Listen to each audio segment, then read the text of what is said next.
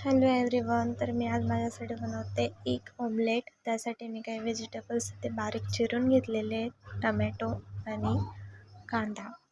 चला तर आपण बनवूया. सर्वात आधी मी पॅन गरम करायला ठेवला आहे गॅसवर. त्यात मी थोडं ऑइल टाकले.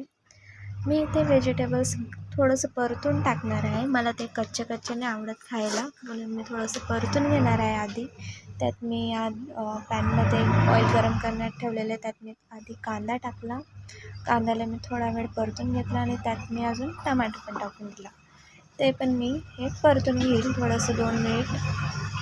परतून झाल्यावर मी ते दोघंही ऑमलेट फोडून ठेवलेले आहेत बाउलमध्ये.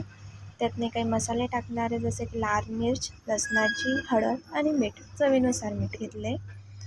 ते मी बाउलमध्ये टाकून दिले आहे आणि हे गरम केलेले व्हेजिटेबल्स देखील मी त्यात टाकणार आहे बाउलमध्ये. हे सर्व मिश्रण आपण चांगलं मिक्स करून घेणार आहे मी आधी तर. आणि त्यात मी थोडीशी कोथिंबीर ॲड करणार आहे. हे छान मिक्स झाल्यावर माझं बॅटर रेडी झालेलं आहे. छान मिक्स करून घेतलं मी आधी तर. इथे मी गॅसवर पॅन गरम करायला ठेवलं आहे. त्यात थोडंसं मी ऑइल टाकते गरम करायला आणि मग हे बॅटर आपण त्यात थोडं टाकून देऊ. हे बघा, मी छानपैकी बॅटर टाकून दिलेलं आहे गोल शेपमध्ये. माझं ऑमलेट रेडी होते. हे माझं ऑमलेट रेडी. तुम्ही पण ही रेसिपी नक्की ट्राय करा.